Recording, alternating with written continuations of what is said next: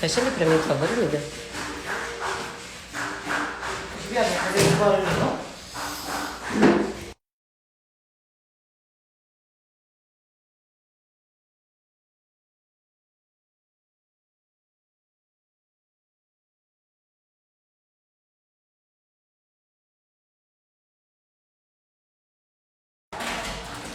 Salve, salve, salve, salve. Aline Anaya aqui na Vez e na Voz, live do Versos Inversos, comemoração de 10 anos do Sarau do Versos Inversos. Vou até achar um filtrinho aqui maneiro. Isso aqui tá bom, tá ótimo. Logo menos o Berê vai entrar aí com a gente, pra gente trocar uma ideia, falar um pouco sobre a trajetória dele. E pra fazer essa abertura é o seguinte: olá família Versos Inversos, na comemoração de 10 anos de existência do Sarau. Hoje irei iniciar o 5º episódio da primeira temporada da série de podcasts Diálogos em Diálogos de Versos Inversos, com transmissão aqui na página do Versos Inversos e no Instagram da nossa parceira Rádio Mixtura. Nesse episódio, eu, Aline, realizarei uma conversa com Berê Guelé, multiartista de formação popular, autodidata, se envolve nos movimentos culturais da Zona Sul desde 2013, artista plástico, independente, ator do grupo do teatro Terreiro Encantado, artista convidado do grupo Clareou de Teatro e poeta do Sarau do Binho. A transmissão do episódio tem a duração de 1 hora, por aqui mesmo, na página do Versos Inversos, e no correr da semana o conteúdo será reprises nos nossos canais de streaming e nas redes sociais e na programação da Rádio Mixtura. Não deixem de acessar nossas redes, curtam e compartilhem as nossas lives. Esse projeto tem o incentivo do Programa Vai, de 2022, da Secretaria de Cultura do município de São Paulo. É isso, meu pessoal. Vou aguardar aqui a chegada do Berê. Rapidão, meu parceiro. E só agradecer aí a presença de quem tá colando.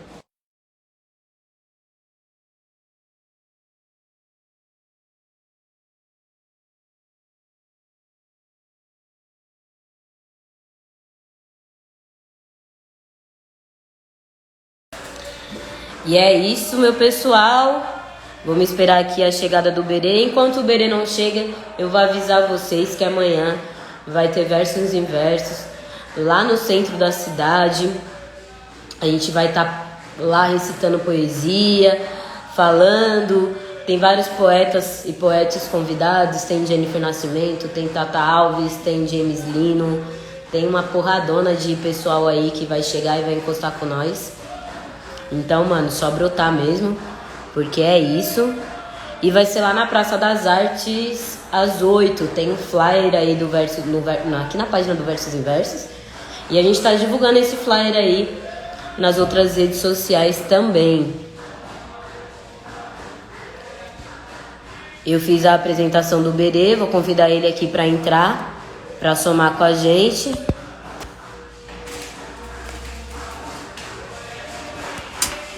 E eu tô aqui hoje no Bloco do Beco também, só para avisar. É um lugar muito importante da Zona Sul. Salve! Salve, salve. Que tem 20 anos de existência. O Berê chegou. E aí, meu parceiro, como é que você tá? Tá bom? Tranquilo, tô bem. Só na correria, correria boa. Tá no bloco? Eu tô no bloco. Dá pra ouvir a boemia aí atrás. Tá rolando aula de capoeira hoje. Ah, entendi. Porque tem E aula o de bloco do Beco vai sair? Eu capoeira. perdi essa parte aí. Você falou se o bloco do Beco vai sair esse final de semana? O bloco do Beco não vai sair, mas eu sei que vai ter a de Santo. Então, pra quem tá aí assistindo, quinta-feira, Casa de Cultura do MBoi Mirim, vai ter nosso Ed Santo aí pra gente poder celebrar. Eu vou. Amigo, eu aqui um pouco da sua apresentação, mas eu gostaria que você falasse um pouquinho de você, de quem você é hoje, para quem estiver assistindo. Fechou. Meu nome é Bruno, já tive muitos nomes, estava pensando nisso hoje, né? A gente vai pensando mais ou menos. meio se preparando durante a tarde. Mas é isso, meu nome é Bruno, mas já fui chamado de Capó, já fui chamado de Urbano. Na época que eu cheguei no Espaço Comunidade mesmo, no Verso em Versos, me chamavam de Bruno Fagundes mesmo, mas depois me chamavam de Urbano também. Mas hoje é o Bereguelé, foi o nome que eu escolhi em 2016, o nome que me escolheu também, eu sinto muito assim. Mas sou Berê, tenho 29 anos, nascido e criado aqui na região do Campo Limpo, Jardim Catanduva. Atualmente moro no Parque Regina e sou multiartista, trabalho com artes plásticas, trabalho com teatro, trabalho com a literatura e me considero uma pessoa de formação totalmente popular, autodidata e maloqueira, né? Que assim como a própria Anaia, sou cria dos movimentos de cultura aqui da região, assim. O espaço comunidade sempre foi um espaço muito importante para mim, porque foi o primeiro espaço, a primeira galera, através do Dica, através da própria Anaia, do BM, do Cabelo, o primeiro espaço que me acolheu mesmo, assim, nesse movimento de cultura nossa aqui, me deu uma oportunidade para ter um pouco mais de voz. E aí, a partir dele, eu fui conhecendo outras coisas. Hoje eu faço parte do Sarau do Binho, mas especificamente também sou ator do Teatro Terreiro Encantado, junto com Clédio Catarina. Também estou agora no Grupo Clareou de Teatro, no qual eu me orgulho muito, e continuo pintando independentemente. Isso aí é meu corre até então. Agora, a gente tá aqui, nessa live, a gente decidiu convidar pessoas que fizeram parte da trajetória do Versos em Versos durante esses 10 anos.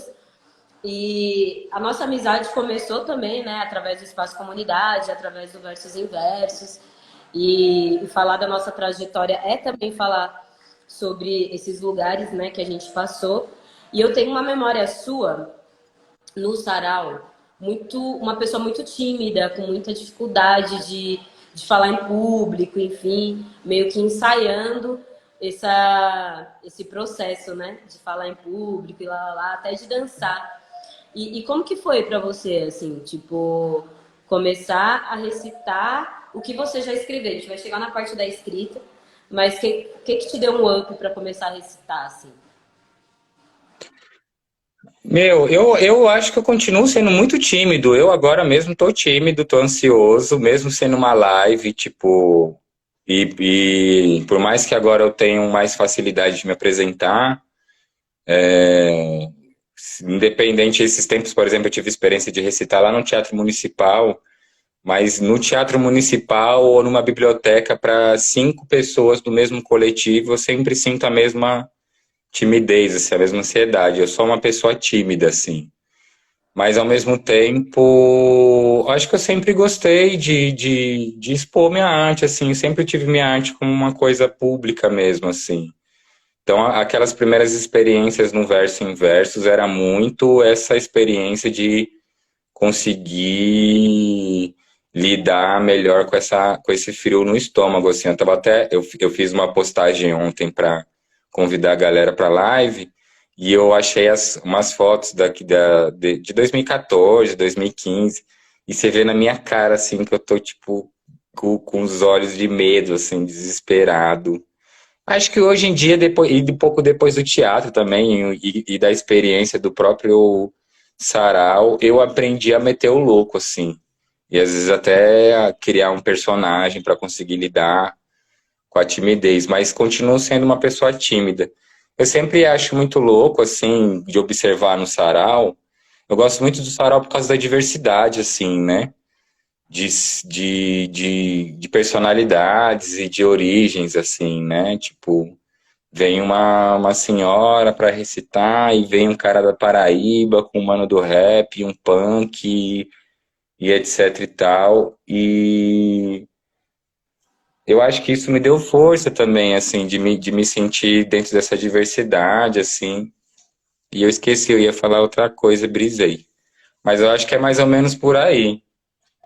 Mas você lembra o porquê você lembra da primeira vez que você recitou versos ou foi em outro lugar? A primeira vez que eu recitei foi no Sarau do Binho, meu. Eu tava voltando. Não lembro de onde que eu tava voltando, mas tava passando ali perto da antiga Anhanguera, ali perto do Habib's da Estrada do Campo Limpo, onde era o bar do Binho, o último bar do Binho foi lá, né? O Binho, pra quem não sabe, é um sarau que tem 25 anos de história também, assim, uma galera junto com a Cooperifa, pioneiro, assim, do movimento de sarau, do movimento de literatura da periferia, né? E aí eu vi uma galera, tipo, na beira do bar, assim, muita gente na beira do bar, e uma galera diferente, assim, nem sabia o que que era, e fui me aproximando, e vi o microfone, e vi as pessoas recitando, e eu tive vontade de participar daquilo, assim. E ao mesmo tempo era isso, a timidez imperava muito forte, assim, então não falei muito com ninguém e tal. Aí eu lembro que eu me afastei do sarau, fui pro Terminal Campo Limpo, sentei lá, peguei um caderno e falei, vou escrever uma poesia para falar hoje. E aí eu tava sentado num banco amarelo do Terminal Campo Limpo. E eu lembro que eu escrevi uma poesia sobre esse banco. Eu não lembro direito como que era a poesia, mas era uma coisa muito simples, assim, tipo, meu querido banco amarelo, muitos vêm, muitos vão, mas você continua aqui, e tiriri, tchororó. Antes disso, eu já escrevi, assim. Eu sinto que eu sempre fui um ser humano, assim, desde criança, que gostava de brincar com a minha imaginação, assim, né? E aí, parte disso era teatral, e parte disso era brincar com palavras, tanto através da poesia quanto através da cantoria, assim. Então, antes disso, já tive vontade de ter um grupo de rap com os amigos que andavam comigo na rua e tal.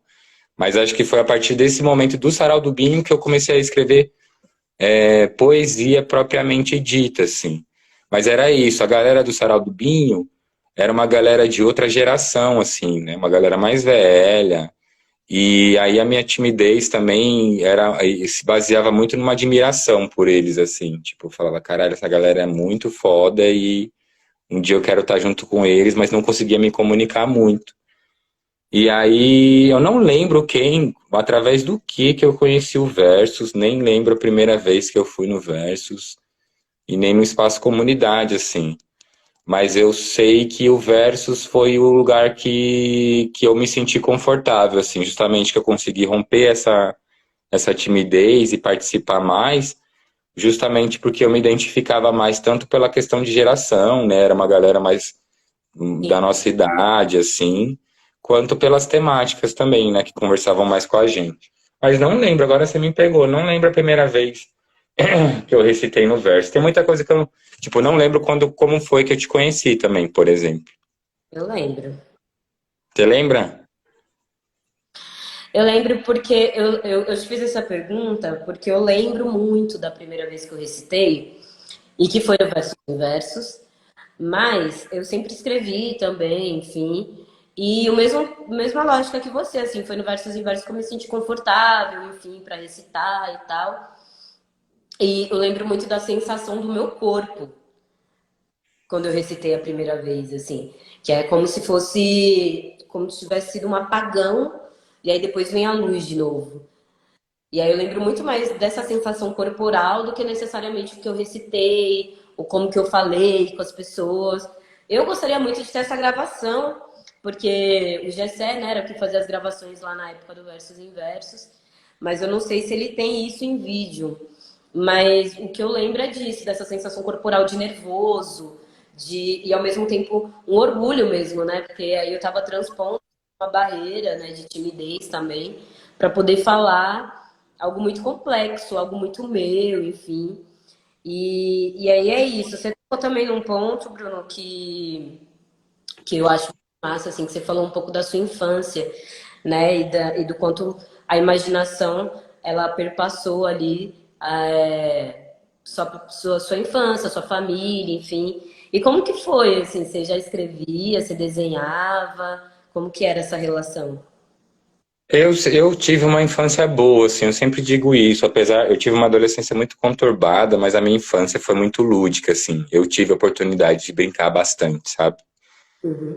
E aí, só que eu nunca fui muito físico, assim, nunca fui de brincadeira física, sempre fui uma pessoa meio fraca, assim, meio tranquila, na verdade, assim. Eu sempre fui uma criança muito velhinha, na verdade. Então eu gostava de brincar, de imaginar, assim. Não curtia brincar de pega-pega, esconde-esconde.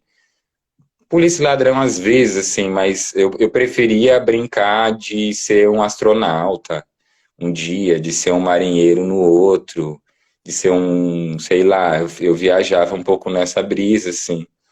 Ou de achar coisa também para fazer de boneco, para criar história, assim. Então acho que eu sempre fui muito da imaginação. Eu sempre fico pensando muito nisso, porque é isso, né? Tipo, as nossas raízes artísticas acho que começam desde a infância, assim. Então eu sempre fico pensando que eu hoje sou do teatro, mas é como se eu já fizesse teatro desde criança, a partir dessas brincadeiras, assim, né? E eu lembro que eu gostava muito de brincar com as palavras também, de criar trocadilho, criar apelido, de inventar história e etc e tal. Então foi muito a partir disso, assim. Teve uma experiência que eu tive também. Teve uma vez que a Jennifer Nascimento estava fazendo uma mediação de leitura no Sesc Campo Limpo. Era um projeto do Sesc Campo Limpo que convidava algum escritor, a gente ganhava um livro do escritor e discutia sobre esse livro. Ah, eu fui Eu muito, muito. Eu amava esse não sei se você foi na mesma edição que eu, que teve uma que foi do Marcelo de Salete, que é um cara quadrinista. fui, eu tava, Então, e aí é um ele, quadrinista muito zica que tem uma pesquisa sobre Palmares, sobre os quilombos e ele escreve a pesquisa dele no quadrinho, assim. E aí a gente começou a se conversar e a gente percebeu que a maioria da galera que estava lá, que era escritor, começou a escrever a partir dos quadrinhos e a maioria da galera que é pintor, que estava ali, também começou a pintar a partir dos quadrinhos, assim. E a gente brisou de falar, mano, quanto quadrinho é uma coisa importante, assim, às vezes a gente acha que é besteira e tal, mas é uma coisa muito louca, assim. Então, meu pai sempre me incentivou a ler bastante, assim, ele, quando dava, comprava quadrinho para mim, comprava umas coisas para eu ler. E aí é isso, assim, e é assim que eu fui desenvolvendo muito a minha parte da escrita, assim. eu também tive uma relação muito forte com quadrinhos. Eu lembro que minha mãe comprava muito gibi pra mim, assim, muito, muito. Muito gibi, muito livro da Disney, enfim. E isso me instigou bastante, assim, a leitura ela é muito importante, né, nessa primeira infância e tal. Mas aí eu tô fazendo essa pergunta, uma pergunta para você que eu fiz também na semana passada para o Lennon, que é uma memória que você tem, uma memória marcante, muito forte que você tem do versos inversos ou no versos inversos, assim. E aí eu gostaria que você contasse pra gente. Nossa, muito louco, porque a primeira coisa que me veio na cabeça de muito forte mesmo não foi nem exatamente do versus acontecendo. Eu lembrei da gente varrer no salão antes de acontecer, assim, porque acho que isso que mais me marcou, talvez, nesse momento da vida, não foi nem exatamente de participar do movimento enquanto ele estava acontecendo, mas de ter umas primeiras experiências de participar dele no seu nascimento mesmo, assim, na sua organização, né? Então, nossa, eu fiquei lembrando da gente lavando banheiro, lavando e limpando o chão lá mesmo, assim. Mas teve muitos momentos fodas que a gente viveu lá. Lembro do GOG também, teve uma vez que o GOG colou lá, que foi tipo, mano, o GOG tá aqui, o mano mó humilde. E dessas primeiras vezes que a gente recitava mesmo, assim, da gritaria da molecada e tal. A gente era tudo muito molecão, né? Ainda bem que vai ter esse de amanhã pra gente conseguir se rever e vai ser extremamente nostálgico, mas acho que é isso. A lembrança mais forte que vem na minha cabeça é do pré-produção, mais do pré-produção do que da coisa acontecendo. Toda vez que eu faço essa pergunta, me vem uma memória nova, né? E aí as pessoas sempre falam, do aniversário do Escadão. Eu tive uma memória muito forte do lançamento do livro da Jennifer, que foi em 2014, que eu lembro que o Escadão tava lotado, assim. E aí eu fiquei muito feliz de ver a galera ali celebrando o nascimento de um livro de uma mulher preta, e preta de quebrada, né? Então, que era algo muito distante, assim, para mim na época, uma pessoa lançar um livro, né? Hoje, graças a Deus, nossos parceiros, assim, a maioria já conseguiu fazer esses lançamentos e tal. Mas essa também foi uma memória muito marcante. Mas isso que você trouxe também é muito legal, assim, porque antes do sarau acontecer, existia toda uma mobilização mesmo, né? A gente limpava, varria e arrumava aquela parte de fora, né? Que era uma parte linda ali, tipo um Na terraço, varanda. varanda, isso. E eu também lembro muito do tiozinho que varre o escadão, que ele varria antes do Versus e varria depois, nos eventos que tinha no escadão. Inclusive encontrei com ele esses dias, assim, a gente trocou uma ideia e tal, mas é muito, muito massa como o sarau ele conseguia mobilizar muitas pessoas, né? Porque o Versus em Versus ele tem uma singularidade de abarcar mesmo a quebrada, assim, mais velhos, os mais novos, todo mundo tem foto com criança, e aí em contraponto colava a Dona Eliane falando de putaria, tá ligado? Então era Uhum. eu queria dar um salve pra todo mundo que tá aqui, que tá assistindo, inclusive sua mãe tá aqui, um salve pra Dona Minha Antônia, mãe tá aí, bem essa mãe. tá aí, Babá também Ela passou falou que ia assistir. aí, da hora demais. Se vocês quiserem mandar pergunta, com certeza a gente vai ler aqui. E é isso. E aí, eu acho que você tem, eu falando até enquanto sua amiga também, assim, você tem uma força muito, muito, muito grande assim nas palavras. Quando você fala, tudo fica muito grandioso, né? E isso vem também da sua subjetividade e tal. E eu percebo que você pauta nas suas escritas muito dia a dia, assim, né? O que é muito louco, porque normalmente, né, eu percebo muitos poetas falando sobre amor, falando sobre, sei lá, não que a gente não fale, mas você fala muito sobre o cotidiano mesmo, sobre o dia a dia, sobre o que é trivial aos olhos dos outros, enfim. E como que é? Você é uma pessoa muito observadora mesmo, assim, como que você imprime esse sentimento todo? Meu, hoje eu tava pensando nisso, porque eu tô com uma exposição na Casa Ecoativa, né? Vou aproveitar o espaço até para falar isso. Tô com uma exposição na Casa Ecoativa, que é um espaço que fica na Ilha do Bororé, lá no Grajaú, extremo da Zona Sul. É, Tem uma questão de que só dá para visitar quando tem evento deles, porque a galera é um espaço dependente, eles estão voltando e tal. Mas eu vou ficar postando quando tiver evento deles, para a gente conseguir colar. Mas por que que eu estou falando disso? Porque quando eu olho para a minha pintura tem uma relação estreitamente forte com a questão da ancestralidade africana e a ancestralidade indígena, assim, né? Tem uma questão de racialidade muito forte ali, assim. Tem um pouco desse apelo do cotidiano e do popular, mas a escrita, eu acho que é esse lugar onde eu expresso mais forte e mais especificamente uma outra questão que não é exatamente a da ancestralidade, apesar de eu escrever também um tanto sobre isso, sobre racialidade, mas na escrita eu trabalho muito essa questão do cotidiano mesmo, assim. Eu gosto muito de usar a poesia para observar o cotidiano. Eu acho que isso muito vem das minhas referências, assim, também, tipo, do rap e da cultura popular, que são duas vertentes que têm muito essa característica do retrato do cotidiano e de aproveitar disso para incentivar coisas ou para denunciar outras, assim, né? Então sempre tive muito esse apelo forte. Vou falar um texto que eu não falei ainda, vou aproveitar esse mote seu, não Claro. falei nenhum texto. É assim: eu sou filho de mãe solteira e compro roupa em Santo Amaro. Domingo é dia de feira e a estrada do Campo Limpo cheia tem cheiro de frango assado. O carro da Cândida passa tocando Chico Buarque, cotidiano. Todo dia ela faz tudo sempre igual. E o carro do Ovos não conjuga plural. Está passando na sua rua o carro do Ovos.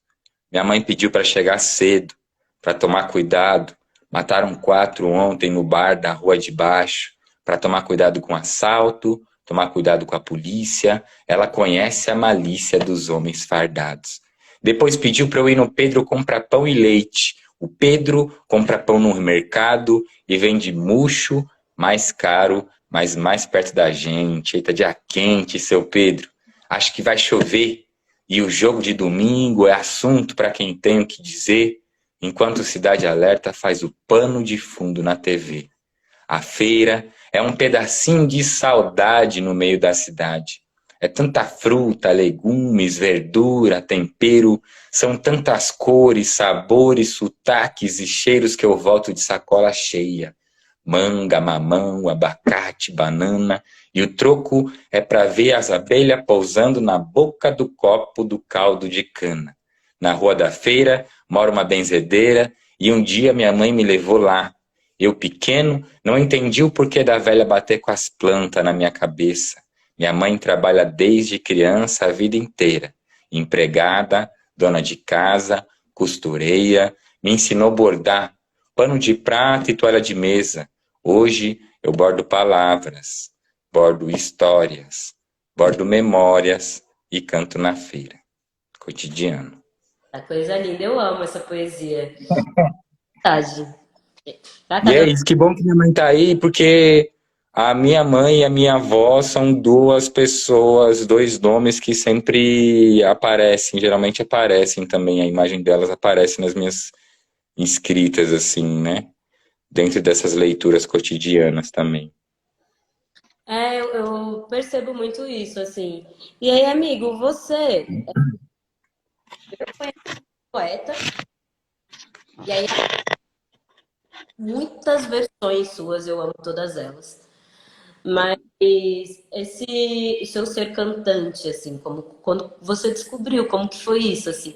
Que a sua voz tem potência e você tem uma voz muito linda, assim. E eu gosto muito de observar a reação do público, né, quando você canta, porque todo mundo fica tipo meio e Meio aí, João Gomes, assim.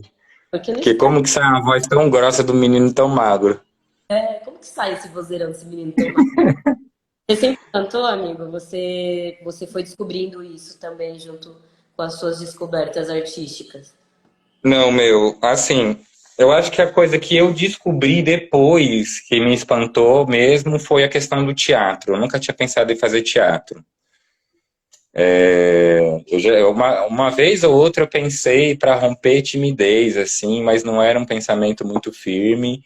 Mas pensar que eu viveria fazendo teatro, nunca pensei. Agora, a música, pelo contrário, o que eu sempre tive muito certo que eu ia fazer era as artes plásticas, assim. Porque desde criança, quando me perguntavam o que eu queria ser quando eu crescesse, eu falava que ia ser desenhista. Justamente eu achava que eu ia desenrolar como quadrinista ou desenhista de desenho animado, né? Mas essa coisa da palavra, tanto para poesia quanto para cantoria, era uma coisa que sempre teve também, porque da mesma forma sempre gostei de brincar, de cantar, assim, de inventar canção. Na adolescência isso era mais forte ainda assim, mas eu nunca tenho, tipo assim, acho que até hoje eu não tenho firme isso enquanto carreira, assim, também. Eu gosto de criar canção e de brincar e das coisas ficarem na boca da galera, assim. Mas pensando nisso de infância, de novo... Oi, fala. Não, é porque você tem um hit na Zona Sul, né? Que é o Levar na Leveza. Onde na Sul todo mundo canta, e não só na Zona Sul, já cantei em outros lugares. E no centro da cidade, uma vez eu cantei, as pessoas cantaram junto, assim. E aí, isso é só pra você ver o quanto sua palavra é muito potente, porque Levar na Leveza não é como uma canção gravada, Sim. gravou recentemente, assim, para um trabalho, mas ela não é gravada, não tá na internet, enfim, né, de uma maneira ali editada, bonitinha. E as pessoas cantam muito, né? Então, esse processo de composição veio junto com a voz. Acho que sim, sempre veio com essa vontade de cantar, assim mesmo. O Levar na Leveza é muito louco, porque teve uma vez que eu já colei numa roda com, tipo assim, não conhecia praticamente ninguém e a galera cantou sem saber que a letra era minha, assim. Isso é muito da E hora. quando eu fiz, eu, tipo, nunca você vai imaginar que isso vai acontecer, assim, né? Eu, tipo, agora depois com essa experiência com Quebrada de Coco, que era um coletivo também do Espaço Comunidade, que foi resgatado agora, a galera escreveu um edital para lançar um álbum, e eles me convidaram para gravar 2 canções, e aí, tipo, com a leveza tá dentro, inclusive vai estar no Spotify, acho muito legal isso, até com a Jamile Queiroz, né? Tá cantando junto comigo, canta pra caramba. Mas a partir dessa experiência que eu comecei agora a ter mais vontade de gravar isso, assim, também. Tô brisando em ter isso gravado, sim. Nunca tive muita vontade, mas eu tô com uma ideia meio Maria Bethânia de gravar um álbum que costura as canções com as poesias, porque minhas canções também falam bastante do cotidiano, assim. Falam tanto sobre amor afetivo, assim, de relacionamento, mas na sua maioria falam também sobre essa questão do cotidiano. Mas é isso, eu sempre fui muito de cantar e de compor, assim. A minha mãe sempre cantou, né? Eu acho isso muito bonito também, falando da minha mãe de novo, aproveitando que ela tá aí, homenageando ela. Mas eu sempre tive essa. Eu tenho muito forte essa lembrança, essa experiência da minha mãe cantando pela casa, assim. De eu acordar com a minha mãe cantando. Minha mãe tinha 3 ídolos, pelo menos quando eu era criança, ela tinha 3 ídolos muito fortes. Era o Antônio Fagundes, que não é cantor, mas Uhum. tinha o padre Marcelo Rossi, que além de padre é cantor, e o Daniel. Então Ah, eu é. cansei de ouvir Daniel, assim, não aguento mais a minha vida. O padre Marcelo Rossi cantava umas músicas que eu gostava bastante até hoje.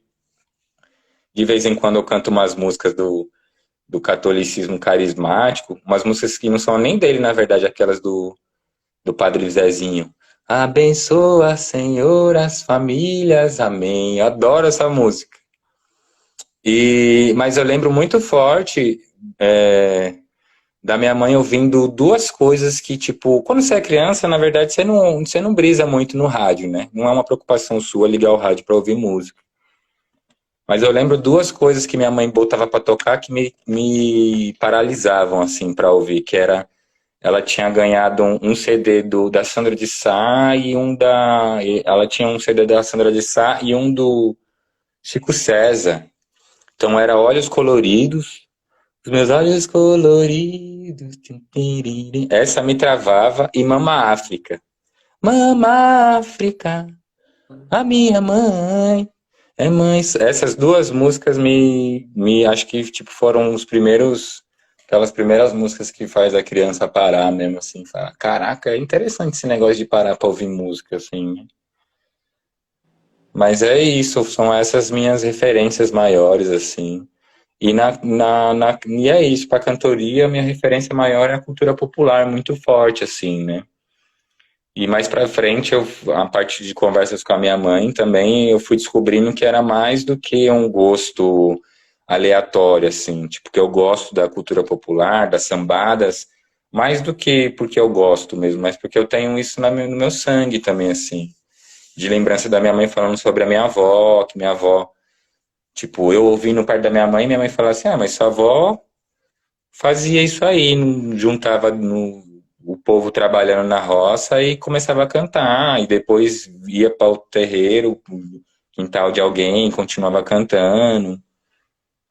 E tem uma música, eu já perguntei para minha tia alguma música que a minha avó gostava de cantar, dessas sambadas, e tem um que é um samba de caboclo, assim, que é samba de festejo também, mas que também é um samba para caboclo dançar, que fala justamente do nome dela, né? O nome dela, da minha avó, era Isaura.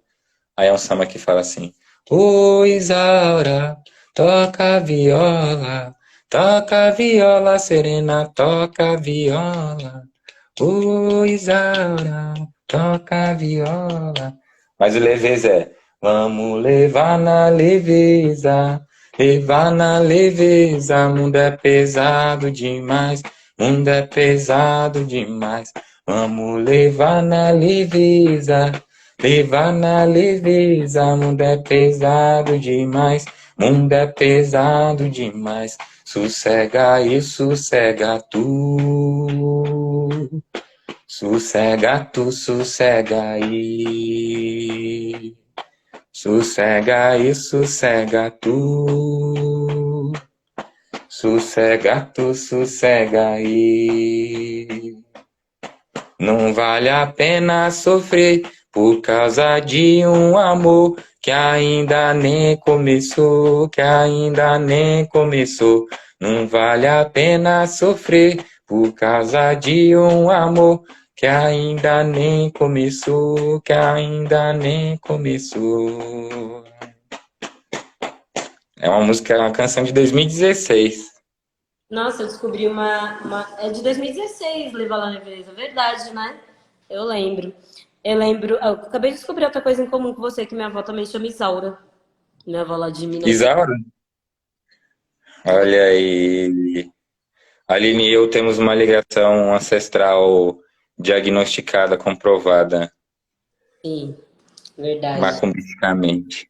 Mas, amigo, agora eu percebo que o passado ele norteia muito, né, o seu trabalho, assim, essa descoberta, essa curiosidade com a sua família, com a ancestralidade, né, e que tem uma ligação também com a religiosidade. Mas como que é a sua relação com o futuro? Assim, o futuro chega no seu trabalho de alguma forma? Eu acho que chega justamente através do passado, assim.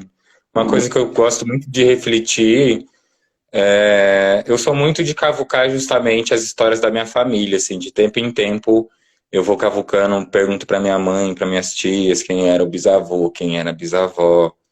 Eu faço isso de tempo em tempo porque às vezes para mim é curioso e é divertido, mas para os mais velhos pode despertar algumas coisas doloridas também, alguns traumas, algumas saudades, assim. E para mim também destrava algumas coisas, assim, eu acabo sentindo também. Mas toda vez que eu descubro um nome. Recentemente, nos últimos anos, eu descobri, por exemplo, o nome das minhas bisavós, assim, da minha bisavó paterna, que é Marcela.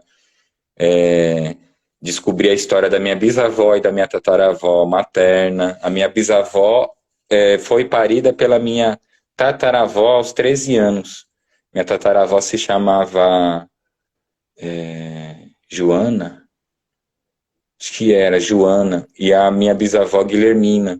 A Joana pariu a Guilhermina com 13 anos e contam a história que elas faleceram no mesmo dia. Isso é muito louco. Elas tinham uma amizade, uma relação muito forte, uma amizade muito forte.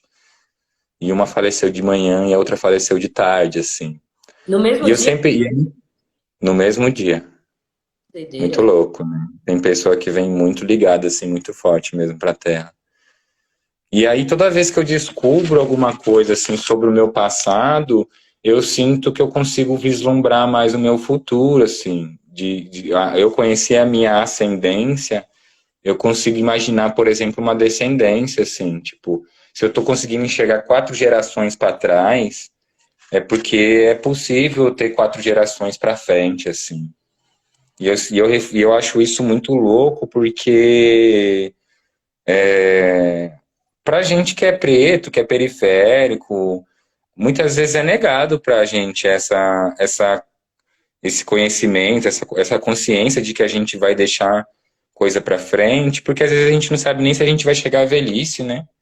Sim. Porque o Estado é de uma violência tão grande que a gente não sabe se vai voltar para casa, se a gente vai viver tantos anos, tanto pela violência policial, quanto pela criminalidade, quanto pela ausência dos direitos básicos, assim, de saúde, de educação, de cultura, né, de moradia.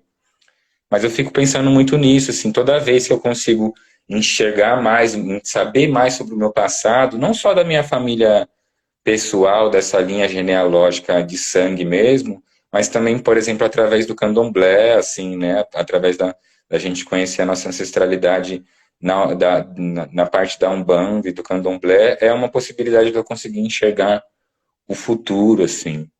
E aí eu sempre, e eu acho que eu enxergo o futuro também muito numa provocação que eu sempre falo, que meu sonho é ser velho. Eu tenho um sonho forte de chegar à velhice, assim, de, Sim. de, de, de conseguir estar velho, sentado ali e falar, mano, sobrevivi, Porque é isso, pra gente, a simples experiência de estar vivo durante a velhice já é uma puta vitória, assim, né? Então acho que é muito a partir disso, assim. E também acho que meu trabalho, principalmente da pintura, também dialoga muito com isso, assim, né? Faz uma ponte do passado com o futuro, assim, com uma coisa mais contemporânea também. Mas eu acho que é por aí. Eu imagino você muito velho, velho e consagrado. Velho já sou, né? Pra Eu quem já me conhece pessoalmente, tá ligado que eu sou um velho, bem velho já, mas ranzinza, reclamão. Você falou, né, da sua ligação também com a religiosidade. Eu já sei um tanto, mas você é Yaô de Jagum e como que foi esse processo até você chegar no Candomblé e o trabalho e como o Candomblé também influencia nos seus trabalhos atualmente. vou tentar lembrar um texto aqui chama Eu Sou Herdeiro. Eu sou herdeiro, herdei santo, catiço, sotaque, atabaque, pandeiro. Herdei a cor, a boca, o nariz, o cabelo. Herdei o jeito, os olhos desconfiados, a língua afiada, o pensamento ligeiro. De Banto, Nagoi, Jeje, Vodum, Orixá e Caboclo, eu sou herdeiro, e ninguém me rouba o que não se toca porque é vento. Resisto o que posso, registro o que posso, e pros que virão eu deixo. Eu sou herdeiro. Eu cortei uma parte, mas o texto fala mais ou menos sobre essa questão. Essa questão da herança é uma questão que me interessa muito, tanto na escrita quanto principalmente na pintura, assim, né? Que é justamente isso de conseguir vislumbrar um futuro também que a gente está conversando. Mas, assim, é isso, né? A gente é preto, indígena, tem na nossa ancestralidade, tem na nossa vivência. Eu sinto que sempre fui aberto para essa questão, assim, negra, assim, né? E sempre fui aberto para a questão especificamente da religiosidade. Eu sempre fui uma pessoa religiosa também desde criança. Apesar de eu não gostar da Igreja Católica, fiz catequese, minha mãe me levava para a Igreja Católica. Eu não gostava, eu fingia dor de barriga para ir embora e etc e tal.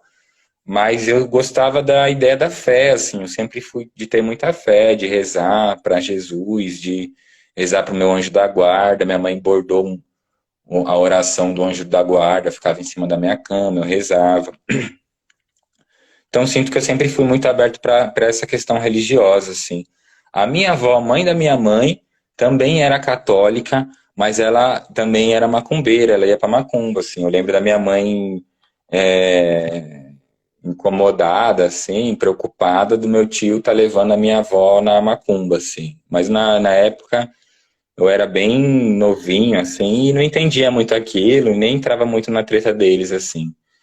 Mas é isso, assim, a minha avó já tinha um pé lá, sei que tem uns tios também que andavam por lá quando eram mais novos, pelos terreiros quando eram mais novos, mas a minha geração da família sou eu e mais uns dois, três gatos pingados, assim, que eu vou descobrindo aos poucos, muqueado, que estão no terreiro, assim. Eu comecei a frequentar terreiro em 2014 e estou na minha casa, que é a nossa casa, que inclusive a Aline é minha irmã de santo, desde 2019, acho, e sou iniciado para esse orixá que se chama Jagum, que não é um orixá muito conhecido, mas é um orixá que tem uma ligação muito forte com Oxalá e com o Baluaê. É um guerreiro de Oxalá que foi viver com o Baluaê. Então tem fundamento com esses dois orixás. O que explica um tanto da minha personalidade velha e ranzinza também. Muito. Mas é isso, o candomblé é uma parte que resolve, que tapa buracos e que abre trincheiras e que me oferece uma ampliação da minha família, que me oferece autoconhecimento, que me oferece muitas alegrias, assim, apesar de todas as labutas que quem é de terreiro tá ligado como é. Exato. Você estava falando aí, e aí a gente falou da memória do Versos em Versos. Eu tenho uma memória com você, que é quando a gente fez uma viagem na virada do ano, e aí que você fez aquela música. Eu pisei na terra dos ancestrais, fui beber água da bica, voltei 7 dias, 7 vidas atrás. E aí, é isso, né? Ali você já também já estava fazendo ali suas composições. Eu acho, vou opinar, que eu acho que sua mãe deveria estar nesse álbum seu aí. Que você fez, Ah, é verdade. seria muito bonito. É uma ótima ideia. Já anotei. É, anota, Será que é isso. Você também tem um livro, né, amigo, lançado. Fala um pouquinho desse livro. que tenho? Eu lancei um livro. É isso, minhas primeiras experiências de sarau, assim, de ser acolhido, foram no Verso em Versos. Mas depois de um tempo eu me aproximei mais do sarau do Binho, assim, depois de um tempo que eu me senti mais maduro e mais tranquilo, eu consegui me aproximar da galera do Sarau do Binho, que é uma galera mais da minha região geográfica, assim, do Campo Limpo, né? Em 2017 eu comecei a colar com eles, assim. Muito graças, acho que a um acolhimento do Cleiton Catarina também, que é uma pessoa também que eu sempre gosto de mencionar, que é muito importante na minha caminhada, junto, claro, com a Carolzinha, a Caroline Tizar, junto com o Jair Guilherme, junto com o Dico, junto com Suzy Binho e junto com a própria Naya, etc e tal. Mas a partir do Cleiton eu consegui abertura no Sarau do Binho, assim, comecei a participar do coletivo. E o Sarau do Binho tem a Feira Literária da Zona Sul. Acho que esse ano a gente vai para a 7ª edição da Feira Literária da Zona Sul, que é um corre muito bonito, assim, muito foda, que as mulheres organizam, as mulheres de vários coletivos aqui da região organizam, que é uma feira que acontece no meio do ano, durante uma semana rolam várias oficinas, palestras, lançamentos, etc e tal, e tudo finda na Praça do Campo Limpo, e a gente já viveu experiências lindas, assim, com Cupuaçu encerrando, com várias bandas muito boas, assim, encerrando, vários momentos lindos. Para mim, é sempre muito emocionante, assim. Felizes é um momento que eu paro na praça e dou uma chorada, assim, de ver a potência da nossa região. Mas, enfim, o livro nasceu, acho que em 2018, vou até ver que data que foi aqui. E foi muito no susto a partir 2018, a partir da Felizes dessa edição. A Suzy simplesmente mandou uma mensagem, falou, você quer lançar seu livro? Eu falei, quero. Ela falou, tem uma semana para organizar tudo. E eu corri, organizei os textos. E é isso, né? Apesar de ser corrido, eu tinha textos de 1000 anos, assim, do começo do Versos, por exemplo, assim, 2014. Que é esse livro aqui, ó, chama Cor de Gente. E eu Livro que lindo. fiz a capa meio correndo também. No momento eu não tenho ele, queria ter ele para vender, às vezes a galera pede, mas mais uma vez, graças ao corre dessas minas, dessas mulheres muito fodas, graças a Suzy, eu vou conseguir imprimir mais uma tiragem aí e dar um toque em todo mundo. E eu já tô na brisa também de lançar outro, sabia? Eu tô com uma vontade muito forte Massa, amigo. Acho massa. de já lançar outro. E você precisa lançar o seu, na verdade, né? Preciso, preciso. Mas eu faço oficial das minhas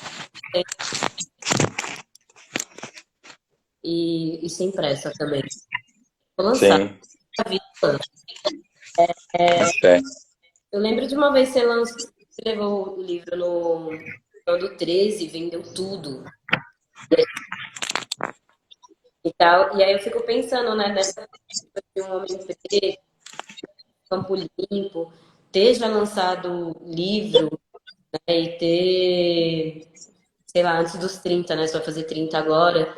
E eu acho que é bastante coisa. Acho que você já fez bastante coisa, assim, desde que eu te conheci. E um outro momento também que eu lembro muito seu foi quando eu não consegui entrar na sua peça do Negrinho. Eu fui lá no Itaú Cultural, acho que eu encontrei até sua mãe nesse dia. E aí eu não consegui entrar. E ao invés de ficar triste, feliz. Eu falei, porra, que da hora que eu não consegui entrar. Fica aqui, as pessoas estão acessando, que as pessoas estão chegando. Fala um pouco aí do Negrinho, sucesso. Você falou um pouco aí que foi no susto. Sei que vai ter agora, né? Foi cancelado. Sim. Combinado com a sua mãe de ir. Fala um pouquinho. Fechou. Deu uma travada, mas eu consegui entender nas linhas gerais. É isso, Cleiton Catarina em 2017 também me enfiou no teatro. Muito nessa experiência que eu te contei de... Olha como as coisas são loucas, né? A pintura me levou para o espaço comunidade, e a escrita também um tanto, e a escrita me levou para a cantoria, e a cantoria me levou para o Cleiton, que me enfiou no teatro, assim. Eu conheci o Cleiton e eu falei, eu achei ele muito foda quando eu vi ele, quem conhece ele sabe que ele é um artista incrível, assim, de uma potência muito forte, tanto na parte manual, assim, de confecção de máscara, de boneco, quanto na questão de ser um puta diretor, de ser um puta ator, de ser um grande intérprete, assim, eu acho ele, quando ele canta, eu acho lindo, assim.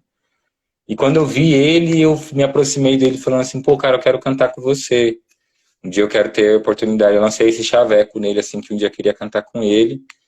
E aí ele me propôs da gente criar um show a partir das minhas cantigas. Eu mostrei minhas cantigas para ele e ele queria dirigir esse processo. E aí foi um processo muito engraçado, na verdade, que era eu, Pedro Aquino, Pedro Lucas, a Andresa, Eu lembro. Vocês não lembro quem mais estava, assim, mas era um bando de doidinho desorganizado, assim, e acabou não fluindo muito a ideia do álbum, assim. Mas a partir desse primeiro contato com ele, dessa primeira experiência, a gente sentou e ele disse para mim que queria construir o Alto do Negrinho. E eu banquei, falei, vamos aí então, me ensina esse negócio de teatro aí.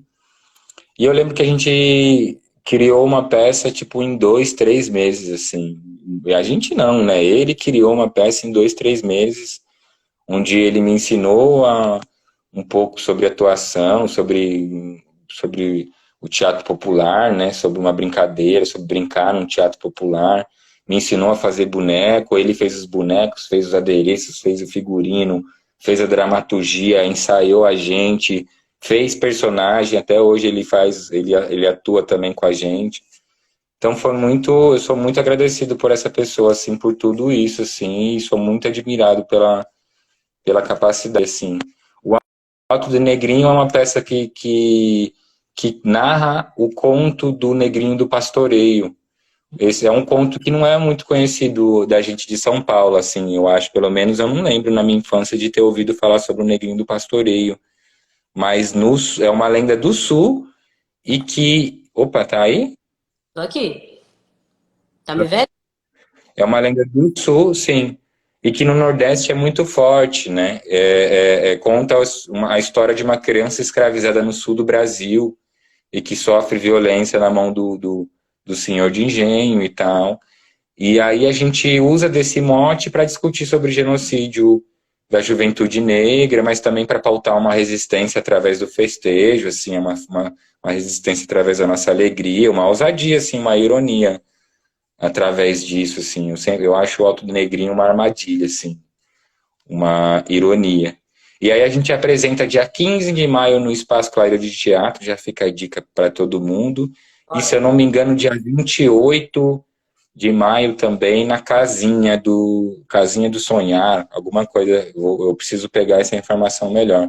Mas que é da Miriam, uma parceira muito, muito massa da gente, e que fica aqui na região da Zona Oeste também, Raposo Tavares. A gente ia apresentar na Casa de Cultura do Butantã, mas por umas questões de estrutura e de tempo a gente não conseguiu. Mas depois eu divulgo melhor aí. Quem não me segue aí, hein, mano? Amiga, e rola aqui no Bloco do Beco, não? Essa apresentação aí, será?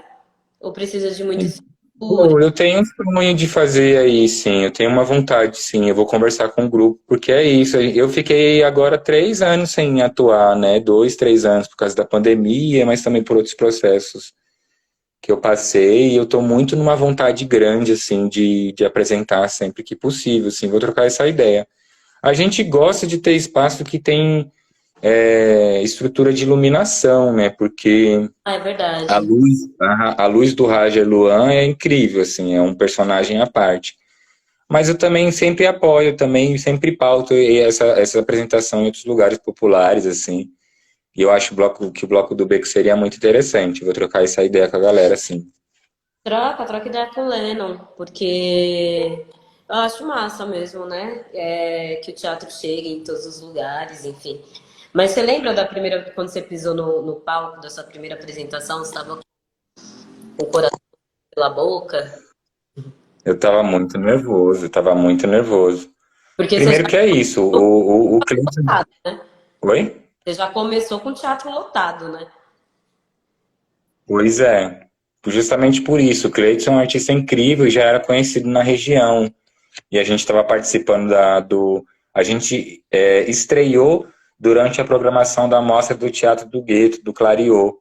E Sim. aí esses dois fatores, fora a novidade de eu atuando, o Pedro Aquino atuando, tinha o Marcelo também atuando, isso trouxe uma galera também para assistir, mas todo mundo queria ver a peça do Cleiton Catarina, assim. E aí eu já estava muito ansioso, foi muito um processo justamente muito louco, porque a gente teve 2 meses para criar tudo. E é muito engraçado porque a gente é um teatro que é feito em arena, né? Então aqui tem arquibancada, aqui tem arquibancada, aqui tem arquibancada, aqui tem arquibancada, e eu tenho minha entrada aqui, ou minha entrada aqui, ou minha entrada aqui, ou minha entrada aqui, né? E passamos 3 meses ensaiando nessa estrutura aqui. No dia, tinha tanta gente no Clareô, que a gente precisou fazer assim com as arquibancadas. Meu E Deus. isso simplesmente destruiu minha cabeça, no sentido de eu não lembrar mais onde eu entrava, onde eu tinha que entrar, onde eu tinha que sair, porque assim eu lembrava, assim eu não lembrava mais. Uhum. E aí, tipo, acho que foi isso. A minha primeira apresentação eu já precisei meter muito louco, assim, pra disfarçar que tinha hora que eu não tava sabendo muito o que fazer, assim. Fora a questão, tipo, é isso, minha mãe tava lá, mais uma vez falando da minha mãe, mas minha mãe tava lá, isso foi muito importante pra mim, várias pessoas que eu amo estavam lá, assim. E eu lembro que foi muito engraçado que quando terminou, eu sentei no chão, assim, tipo, a galera aplaudindo, mas eu sentei no chão, assim, tipo, pensando, meu Deus, foi horrível, assim. E, tipo, tava todo mundo muito feliz, assim. Porque é isso, tipo, modéstia à parte, é uma peça muito boa, graças ao potencial, mais uma vez, de Cleiton Catarina, mas também graças ao tesão nosso, assim, de que tava de fazer no momento, assim. E hoje em dia eu faço com o Augusto Iuna e com o Rafael Fazion também, e com o Fabinho Santos, e a gente sempre se reinventa, sempre reconstrói, estamos com vontade aí. Hoje mesmo falei com o Cleiton e ele falou, meu, vamos voltar. A gente tinha escrito uma proposta para o PROAC para a gente conseguir construir outra peça. A gente vai tentar mandar de novo. Já tem essa ideia da próxima peça do nosso grupo bolada, mas se não rolar também a gente vai fazer mesmo assim. E aí isso me gerou abertura para eu conseguir trabalhar com Clariô, que é isso também, é um grupo que eu admiro pra caramba, assim, são pessoas muito fodas. E esse ano também a gente tá também construindo uma peça nova. E, meu, é isso. Eu tô agradecido ao do mar e as orixás e aos guias e toda a minha comunidade, porque as coisas estão fluindo, assim. Que bem, seu amigo. Fico muito feliz. Fico muito feliz, de verdade. Espero que sua arte chegue para o mundo inteiro. E é que Axé, também. o mundo inteiro Vamos é. Deixa eu te falar, você tem horas? Porque aqui eu não tô conseguindo ver o horário. 10h03. Deu. Deu. Porque é isso. Tem muita prosa, mas pra galera que passou por aí, ou pra galera que vai ouvir depois no Spotify, acompanhe o bebê, acompanhe nas redes sociais. Fala aí suas redes sociais, amigo. Instagram, Ubereguelê, tudo junto, @Ubereguelê. Facebook eu perdi a senha, não adianta. Já era. E o WhatsApp pede no privado, que eu penso se passa. Um beijo no coração. É isso, essa foi mais uma conversa do Versos Inversos, dessa vez com meu irmão Davi do Berê. Te admiro muito, espero que você cresça cada vez mais. Você, para além dessa relação nossa de amizade e irmandade, você também é minha referência. e eu espero que seja referência para muitas outras pessoas. Muito obrigada, de verdade, pela sua participação. Você também é uma pessoa muito importante para o Versus Inversos, para essa trajetória do Versus. Tem muita gente ainda para a gente entrevistar, para a gente trocar, mas as pessoas lembram muito de você e lembram muito de você com carinho. E isso é muito especial. Então, um beijão. Se você quiser falar mais alguma coisa, o espaço está aberto, aqui é tudo seu. Só agradecer e dizer que eu amo você especificamente, muito grandemente, você sabe disso, te admiro pra caramba. Tô muito feliz que a gente vai se reunir amanhã, pra quem não tá ligado aí de novo. Vamos apresentar amanhã o Verso Inversos, que horas na Praça das Artes? Às 8. Às 8. Quem quiser trombar nós, tomar um drink lá com nós, dá um salve. E é isso, uma boa noite, beijo no coração e muito obrigado. Beijo, valeu todo mundo que passou aí, tamo junto. Tchau. Tchau.